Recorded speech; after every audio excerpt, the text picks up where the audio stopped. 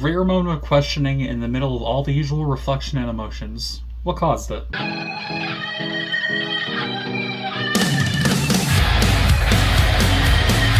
Welcome to Everyone Does Music, where I have a new haircut. That fucking thing over there, and it is very goddamn hot in my room. I am dying in this hoodie and mask, but we ball. But welcome. Today we're looking at the 11th studio album from modern music superstar Taylor Swift called The Tortured Poets Department. For clarification, this review and the overall review process was done with reference to the anthology edition released shortly after midnight on release day, as I usually consider deluxe or expanded editions of albums as the definitive versions. This album follows the perhaps intended, maybe unintended pattern that her last three albums, Folklore, Evermore, and Midnights, all followed, which is a more grounded and yet somehow more out there sound compared to albums from the previous eras.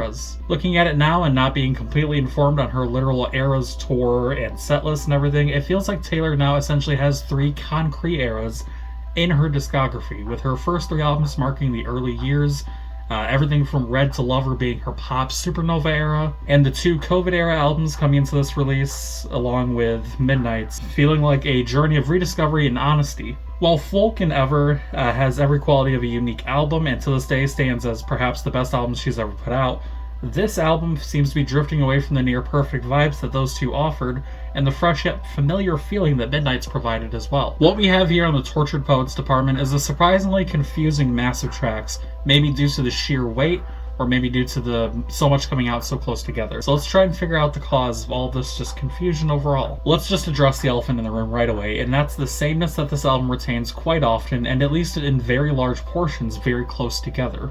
A tuned down and more grounded approach to the combined synth and pop formula is bound to bring this sort of thing in, but it only works in certain ways throughout the album. A good example of Taylor's repetitivity comes in a track like LOML, otherwise known as Loss of My Life, which sees a specific set of piano notes being repeated throughout it, complemented by the somber lyrics possibly painting a picture of Taylor's headspace in the wake of the end of her relationship with Joe Alwyn, whom Taylor had a 6-year relationship with and quite possibly based her 2019 album Lover on. There's a lot that could be inferred when it comes to reasons why this or that decision may have been made on this song, but overall I do feel like emphasis on keeping the steady, unchanging sound in the background does pay off in this case. Unlike the early parts of the album, say from track 2 until track 8, which only gets broken up really because of the collabs that come before and after the 7-song stretch. Those songs are very samey in a negative way in the sense that there is nothing really of fruit there is a good way to put it, because while Loss of My Life just does the formula much better, the songs from track 2 to track 8 feel like it's just a less impressive version of that.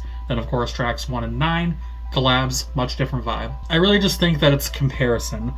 Going from just looking at a large portion of the album, it stands as relatively unimpressive, and it's just because of comparison. Especially when you take something like the title track and put it up against like Clara Bow or The Smallest Man Who Ever Lived. General tracks just have like more to offer and more to stand on than just the lyricism, such as in those. There's more of a unique instrumental elements, or there's seemingly more put into the overall musical soundscape there. There's an overall just more inspired structure from start to finish on those songs, and then when you put them up against, again, the title track or any of those songs aforementioned from 2 to 8, there's just less there, less of fruit, seemingly less of a good thing. If you do just want like relatively simple songs within the album and the overall Taylor Swift formula, Black Dog does come in about halfway through the album with a simple build and easy to digest lyrical allusions, with callbacks and fitted with background sounds that build in intensity, along with her rising voice and more of an upfront and obvious comparison to past events and songs, as opposed to the, again, what usually works well but isn't working well so much so far here,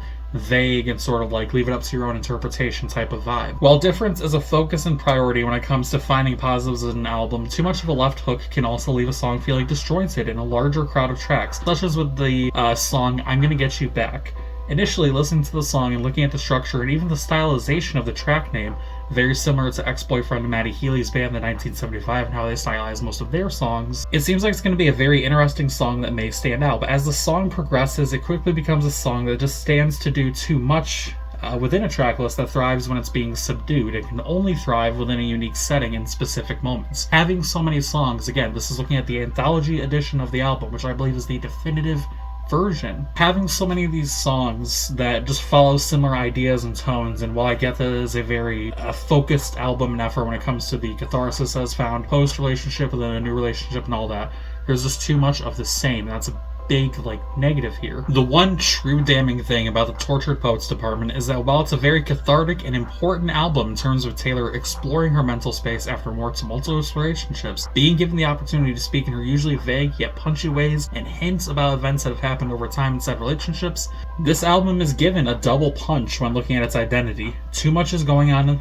in the anthology edition, and even in the more condensed regular version of the album, it's left as the less impressive version of her usual formula, purely based on comparison to past efforts and past albums. The process of healing your grief and love-filled/loveless situation through music is an important and healthy one, but looking at this in a critical form leaves me to have to call out certain things. And a bloated double album that serves as one-fifth of enjoyable takes on old ideas and 4/5 more of the same with unimpressive points, outside of, again, the obviously important cathartic sense here. Again, have to look at this in a critical vein. It's an interestingly unfortunate event there to look at.